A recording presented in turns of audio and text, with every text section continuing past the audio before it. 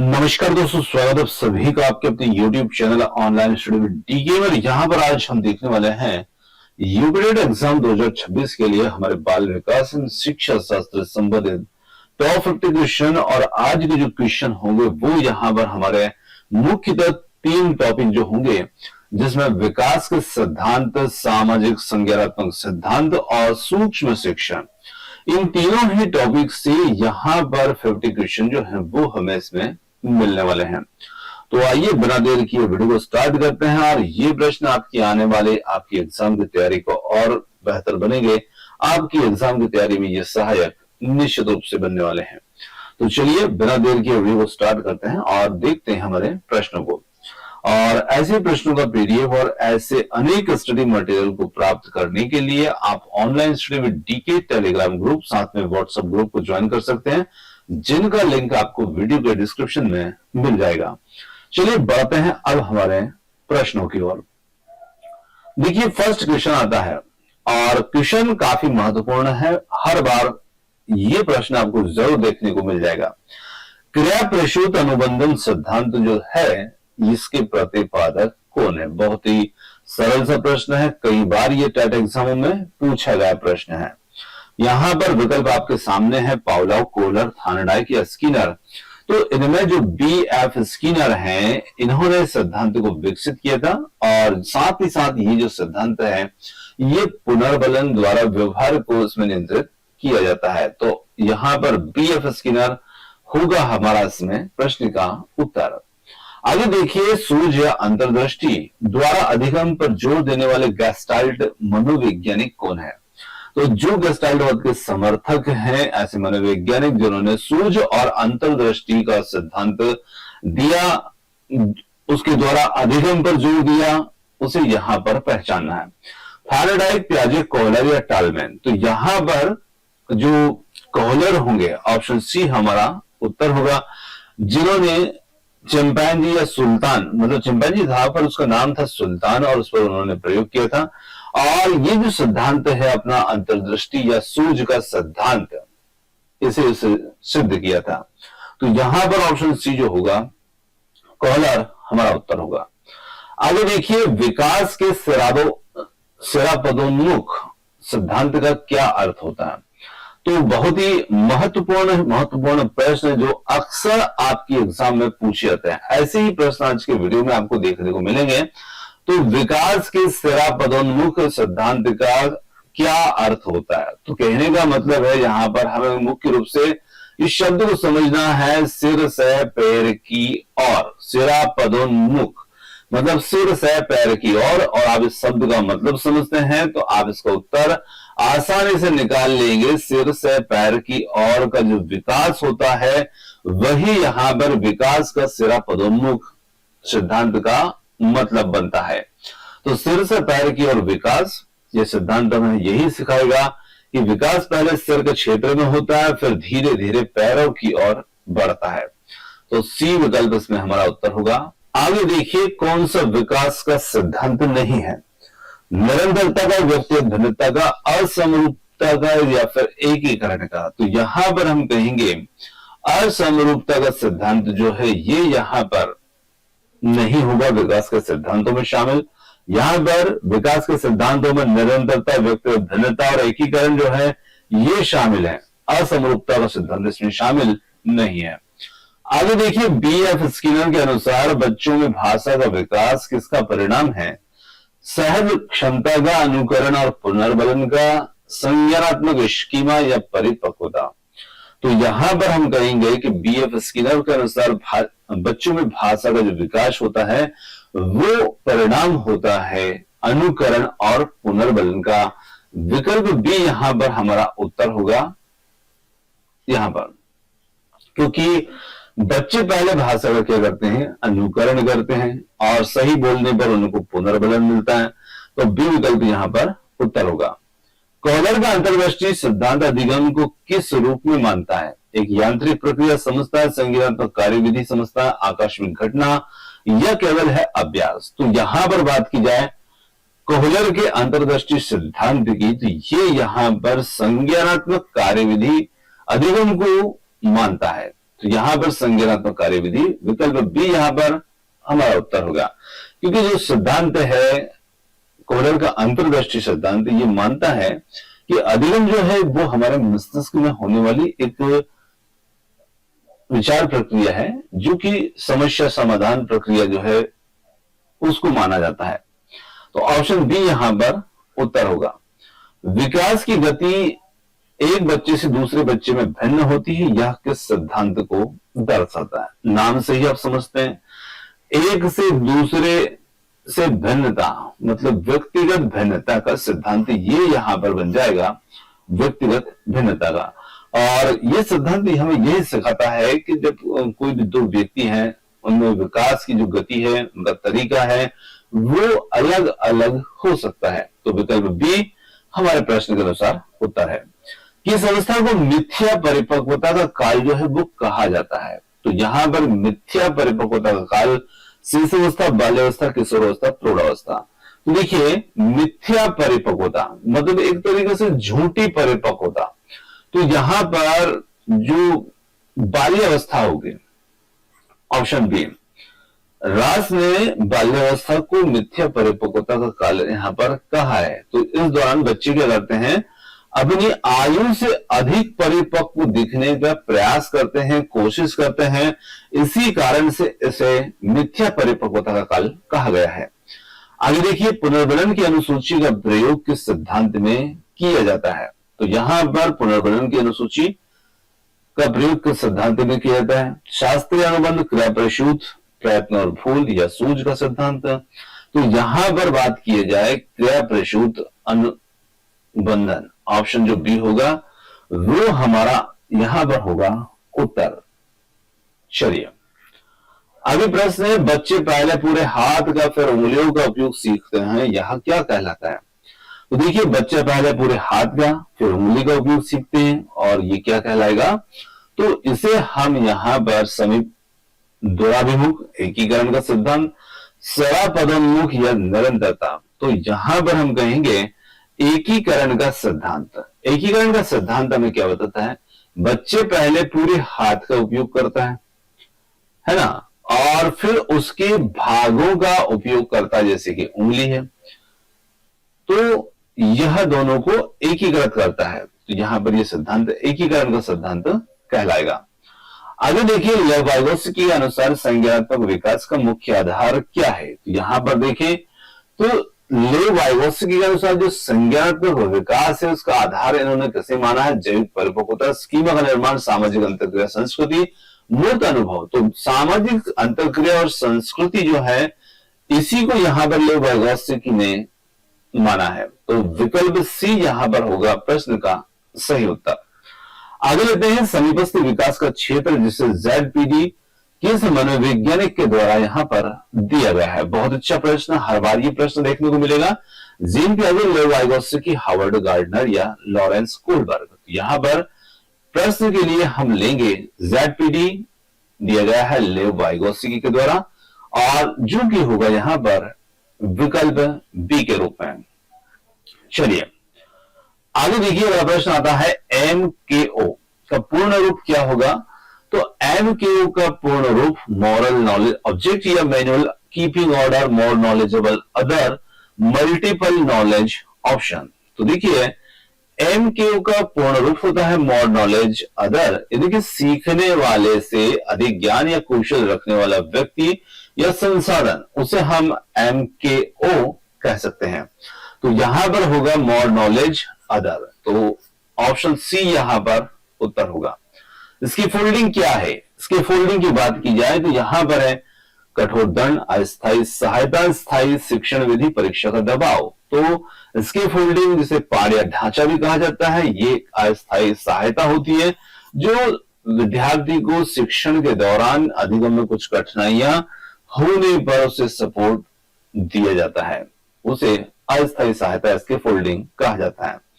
Vygotsky के अनुसार बच्चे निजी वाक जो है का उपयोग किस लिए करते हैं? तो यहां पर ध्यान भटकाने, बड़ों का अनुकरण करने, सामाजिक संपर्क, स्वयं के कार्यों को निर्देशित करने। तो यहां पर निजी वाक जो प्राइवेट स्पीच होती है उसका उपयोग बच्चे आत्मनियंत्रण मन करने के लिए करते हैं। तो यहां पर हम कह सकते हैं आत्मनियमन मतलब कि स्वयं के कार्यों को निर्देशित करना।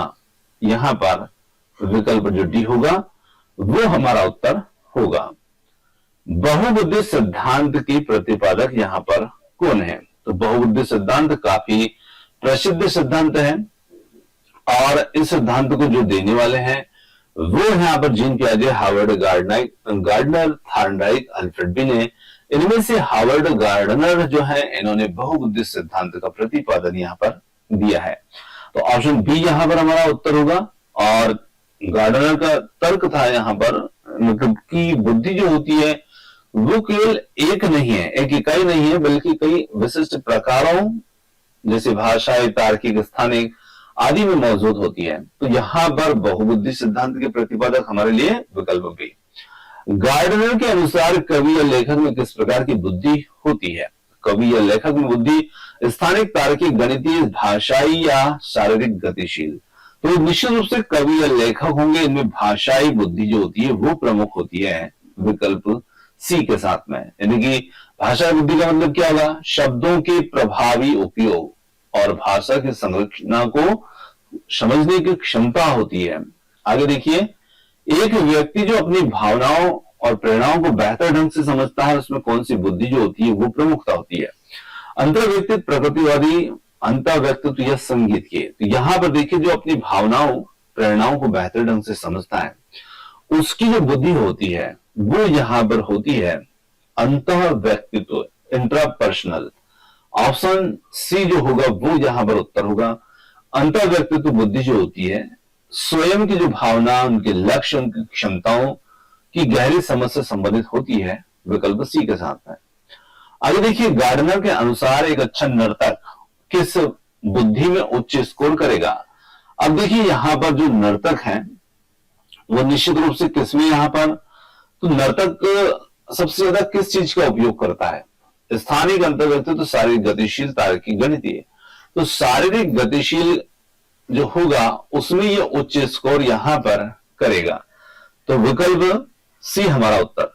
वाइगोत्स्की के सिद्धांत में संस्कृति किस प्रकार का संज्ञानात्मक विकास को प्रभावित करती है? तो वाइगोत्स्की के सिद्धांत में संस्कृति जो होगी वो किस प्रकार के संज्ञानात्मक विकास को प्रभावित करेगी? तो यहां पर हम कहेंगे यह स्थिर होती है और प्रभाव नहीं डालती, ये ज्ञान के उपकरण प्रदान करती है, केवल भाषा को प्रभावित करती है, यह विकास में बाधा डालती है। तो देखिए यहां पर हम कहेंगे कि ज्ञान के उपकरण को प्रदान करती है वाइगोत्स्की के सिद्धांत में संस्कृति। तो निश्चित रूप से ज्ञान के उपकरण यहां पर प्रदान करेगी, विकल्प बी होगा हमारा उत्तर। सूक्ष्म शिक्षण का मुख्य उद्देश्य जो होता है वो क्या होता है? बहुत ही अच्छा प्रश्न है। छात्रों की संख्या बढ़ाना, शिक्षण कौशल में महारत हासिल करना, पाठ्यक्रम को जल्दी पूरा करना या बड़ी कक्षाओं को पढ़ाना। तो सूक्ष्म शिक्षण का जो मुख्य उद्देश्य होता है वो होता है शिक्षण कौशल में महारत हासिल करना। जी हाँ, सूक्ष्म शिक्षण का एक लक्ष्य एक समय में एक कौशल का अभ्यास कराकर प्रशिक्षु को उस कौशल में प्रवीण बनाना होता है, विकल्प बी के साथ में। सूक्ष्म शिक्षण के प्रतिमान में कुल कितना समय यहां पर लगता है? तो सूक्ष्म शिक्षण के भारतीय प्रतिमान में कुल जो समय लगता है वो यहां पर 30, 36, 40 से 45। तो विकल्प बी होगा 36 मिनट यहां पर लगता है। आगे देखिए, सूक्ष्म शिक्षण में पुनः योजना के लिए कितना समय निर्धारित है? तो पुनः योजना के लिए 6, 10, 12, 15। तो यहां पर 12 मिनट जो है वो यहां पर रीप्लान के लिए जो टाइम है वो दिया गया है। भारतीय प्रतिमान में शिक्षण और प्रतिपुष्टि की अवधि क्रमशः कितनी होती है? तो शिक्षण और फीडबैक जो है दोनों की अवधि यहां पर हमें बताना है और दोनों की अवधि कितनी होती है? तो 5, 5, 6, 6 या 10, 6 या 6, 12। तो यहां पर 6 मिनट जो होगी वो यहां पर शिक्षण और प्रतिपुष्टि की अवधि मानी गई है। सूक्ष्म शिक्षण को लघु शिक्षण क्यों कहा जाता है? तो क्योंकि यह विषय वस्तु संक्षिप्त होती है, केवल प्राथमिक स्तर पर लागू होती है, कक्षा का आकार और समय कम कर दिया जाता है क्योंकि शिक्षक की भूमिका कम हो जाती है। तो देखिए यहां पर देखें, क्योंकि इसमें कक्षा का जो आकार और समय जो होता है वो कम कर दिया जाता है। ऑप्शन सी होगा यहां पर उत्तर। चलिए, सूक्ष्म शिक्षण में प्रतिपुष्टि के बाद तुरंत बाद कौन सा चरण आता है? तो यहां पर सूक्ष्म शिक्षण चक्र में प्रतिपुष्टि के तुरंत बाद जो चरण आता है, शिक्षण पुनः योजना, पुनः शिक्षण, पुनः प्रतिपुष्टि। तो यहां पर हम कह सकते हैं इसमें आता है प्रतिपुष्टि के बाद में पुनः योजना। विकल्प बी होगा हमारा प्रश्न का उत्तर। आगे देखिए, अगला प्रश्न आता है, सूक्ष्म शिक्षण में एक समय में कितने शिक्षण कौशल पर ध्यान केंद्रित किया जाता है? 2 से 3, 4 से अधिक, केवल एक, या आवश्यक सभी कौशल? तो यहां पर हम कह सकते हैं केवल एक कौशल, केवल एक शिक्षण कौशल पर इसमें ध्यान केंद्रित किया जाता है। विकल्प सी होगा प्रश्न का उत्तर। देखिए, इस तकनीक की जो मुख्य विशेषता होती है कि इसमें एक समय में केवल एक ही विशिष्ट कौशल, जैसे प्रश्न पूछने का कौशल है, उसका अभ्यास कराना होता है, तो केवल एक ही कौशल पूछा जाएगा। सूक्ष्म शिक्षण की शुरुआत जो है ये कब हुई, किस वर्ष से हुई? 4 विकल्प आपके सामने हैं, आप भी अपना उत्तर जरा कमेंट्स करके दें, बताएं। 1950 है, 1963 है, 1970 या फिर है 1985? तो यहां पर हम कह सकते हैं वर्ष 1963 में इसकी शुरुआत जो थी ये यहां पर हुई थी। और डब्ल्यू एलन ने 1963 में जो स्टैनफोर्ड विश्वविद्यालय है वहां पर सूक्ष्म शिक्षण की जो अवधारणा थी, उसका कॉन्सेप्ट था, उसी प्रस्तुत यहां पर इन्होंने किया था। आगे देखिए, सूक्ष्म शिक्षण में पर्यवेक्षक का मुख्य कार्य क्या होता है? पाठ का मूल्यांकन, तत्काल प्रतिपुष्टि देना, शिक्षण में प्रशिक्षु की सहायता करना, अनुशासन बनाए रखना। तो यहां पर देखिए पर्यवेक्षक जो होता है उसका इसमें कार्य क्या होता है? तत्काल प्रतिपुष्टि देना, यानी कि पर्यवेक्षक शिक्षण सत्र के तुरंत बाद प्रशिक्षु को उसकी कमियों और उसकी अच्छाइयों पर रचनात्मक प्रतिक्रिया देता है। तो यहां पर वहीं पर है तत्काल प्रतिपुष्टि देना, यानी कि फीडबैक देना बच्चों को, चाहे वो बच्चों ने किस प्रकार का कार्य किया है, अच्छा किया, उनकी कमियां की, उस पर हमें रचनात्मक प्रतिक्रिया देना है। भारतीय प्रतिमान में प्रतिपुष्टि का समय क्या है? 12 मिनट, 5 मिनट, 6 मिनट, 10 मिनट? तो यहां पर हम कहेंगे प्रतिपुष्टि यानी कि फीडबैक के लिए समय होगा 6 मिनट। ऑप्शन सी यहां पर उत्तर। आगे देखिए, किशोरावस्था को तनाव और तूफान की अवस्था किसने कहा? पियाजे, रास, स्टैनली हॉल या फ्रायड? तो यहां पर ये कहने वाले जो थे वो थे स्टैनली हॉल, जिन्होंने किशोरावस्था को तनाव और तूफान की अवस्था कहा था। विकास कभी न रुकने वाली प्रक्रिया है, यह सिद्धांत किसको दर्शाता है? किस सिद्धांत को दर्शाता है? तो देखिए, कभी ना रुकने वाली प्रोसेस, जो रुकती नहीं वो कंटिन्यू चलती रहती है, और जब कंटिन्यू चलती रहती है तो उसका नाम ही बन जाता है कंटिन्यू चलने वाली, मतलब निरंतर चलने वाली, निरंतरता का सिद्धांत, जो कि होगा विकल्प बी में। आगे लेते हैं, बालक की संज्ञानात्मक क्षमता के लिए सामाजिक और सांस्कृतिक संदर्भों पर किसने जोर दिया था? तो यहां पर हमारे सामने है पियाजे, वाइगोत्स्की, कोलबर्ग या ब्रूनर? तो यहां पर उत्तर बनता है ऑप्शन बी के साथ में वाइगोत्स्की। वाइगोत्स्की का जो सामाजिक सांस्कृतिक सिद्धांत है इसका मुख्य आधार है। हार्वर्ड गार्डनर के अनुसार अंतरा व्यक्तित्व बुद्धि किसमें प्रमुख होती है? कवि, नर्तक, शिक्षक, नेता या मूर्तिकार? तो देखिए यहां पर शिक्षक या जो नेता होते हैं इनमें अंतरा व्यक्तित्व बुद्धि जो होती है, इंट्रापर्सनल, इसकी प्रमुखता इनमें होती है। अब ये बुद्धि जो होती है दूसरों की भावनाओं, प्रेरणाओं, इरादों को समझने की क्षमता होती है। ऑप्शन सी हमारा। आगे देखिए अगला प्रश्न, एक प्रश्न हमारा मिसप्रिंट था, इसलिए प्रश्न को यहाँ पर जो 35 नंबर का था उससे मिसप्रिंट होने के कारण से हटा दिया है, कोई बात नहीं, उसके बदले आपको दूसरा प्रश्न दिया जाएगा। विकास के समीप दुराभिमुख सिद्धांत का यहाँ पर क्या अर्थ है? सर से पैर या केंद्र से बाहर की ओर, सरल से जटिल या सामान्य से विशिष्ट है? तो देखिए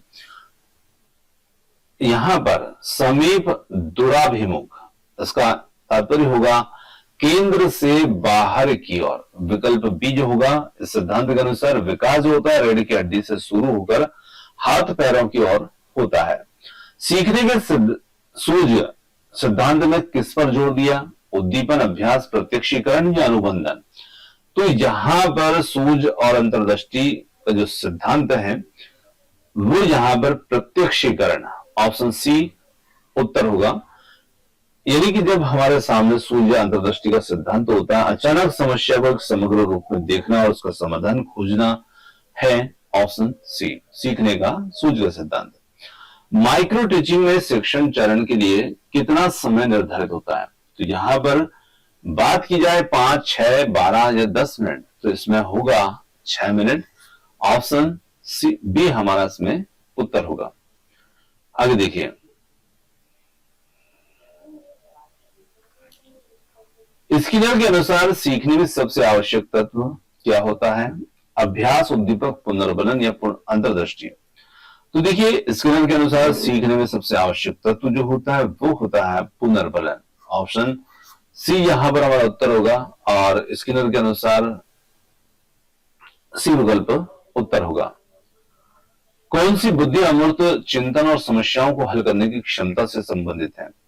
तो देखिए, अमूर्त चिंतन और समस्याओं को हल करने की क्षमता कौन सी बुद्धि में होती है? स्थानिक, तार्किक, गणितीय बुद्धि, प्रकृतिवादी या फिर शारीरिक गतिशील बुद्धि। तो यहां पर हम कहेंगे कि अमूर्त चिंतन के लिए चाहिए तार्किक गणितीय बुद्धि, जो कि होगा विकल्प बी यहां पर उत्तर होगा। पियाजे की आलोचना किस आधार पर की जाती है?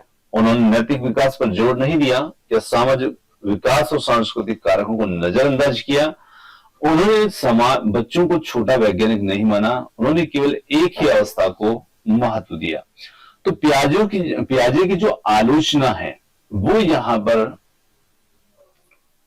किस आधार पर की जाती है कि उन्होंने सामाजिक और सांस्कृतिक जो कारक हैं उनको अवॉइड किया, उनको नजरअंदाज किया। तो यहां पर जबकि वाइगोत्स्की ने इसके विपरीत कहा कि जो हमारे सामाजिक और सांस्कृतिक कारक होते हैं वो निश्चित रूप से बहुत ही प्रभावी होते हैं, तो पियाजे ने उनको अवॉइड किया, इसलिए यहां पर आलोचना की गई है। एक बच्चा जोर जोर से बोलकर खुद को निर्देश दे रहा है, पियाजे इस वाक को क्या कहेंगे? सामाजिक, आत्म केंद्रित वाक, व्यक्तिगत वाक या अपरिपक्व वाक। तो यहां पर हम कहेंगे ये यहां पर रहेगा आत्म केंद्रित वाक। ऑप्शन बी हमारा उत्तर है।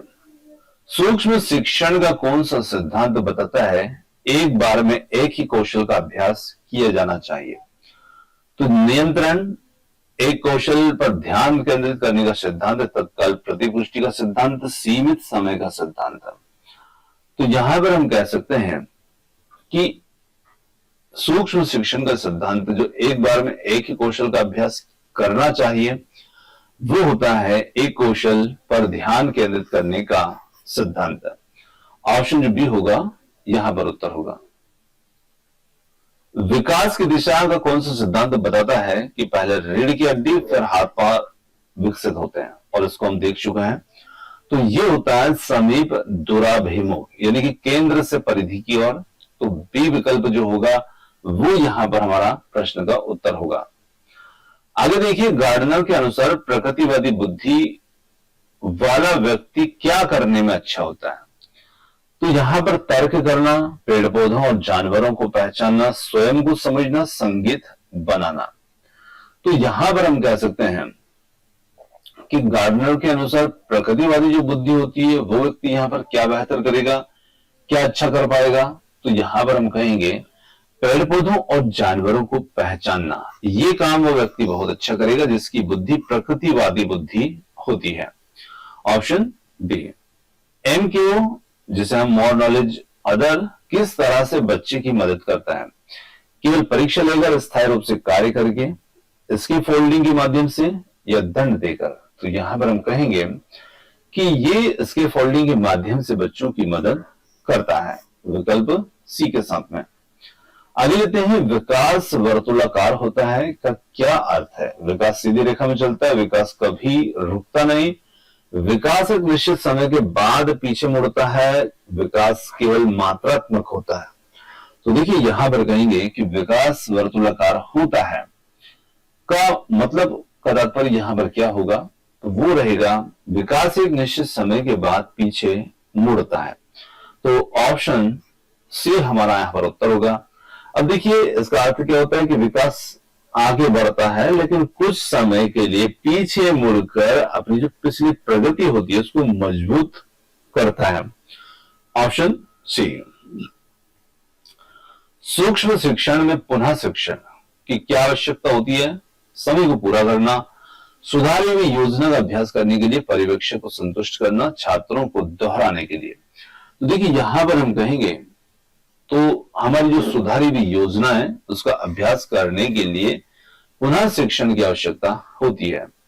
बाल्यावस्था की मुख्य विशेषता क्या होती है? अमूर्त चिंतन, समूह और खेल भावना, तीव्र शारीरिक विकास, यौन आकर्षण। तो यहां पर हम कहेंगे समूह और खेल भावना। ऑप्शन बी यहां पर हमारा उत्तर होगा। वाइगोत्स्की के अनुसार भाषा और चिंतन एक दूसरे से स्वतंत्र हैं, जन्म के बाद से ही जुड़े हुए हैं, जन्म के बाद अलग अलग होते हुए 3 साल की उम्र में जुड़ जाते हैं, या केवल भाषा ही चिंतन को प्रभावित करती है।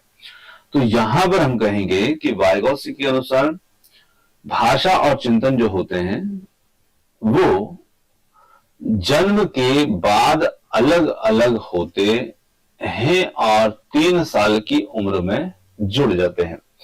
अब देखिए वाइगोत्स्की का ऐसा मानना था कि भाषा और चिंतन जो होता है वो शुरू में अलग अलग होता है। तो ऑप्शन सी हमारा इसमें उत्तर होगा। चलिए अगला प्रश्न आता है, किस मनोवैज्ञानिक ने अधिगम को आदत और ज्ञान और अभिवृत्तियों का अर्जन कहा है? थायरनडाइक, स्किनर, क्रो एंड क्रू या फ्राइड?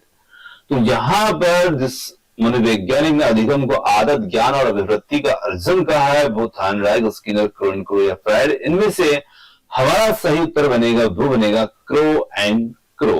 ऑप्शन सी यहां पर उत्तर होगा। क्रो एंड क्रो ने अधिगम की व्यापक परिभाषा दी है और उन्होंने बताया जिसमें आदत और अभिवृत्ति को भी उन्होंने शामिल किया है। तो सी विकल्प होगा यहां पर प्रश्न का उत्तर। दोस्तों ये आज के जो हमारे प्रश्न थे ये प्रश्न होते हैं अब समाप्त, और प्रश्नों पर आपने जो समय दिया उसके लिए बहुत बहुत धन्यवाद। Thanks for watching. वीडियो को यहीं पर करते हैं समाप्त। मिलते हैं जल्द ही एक और नए वीडियो के साथ। धन्यवाद।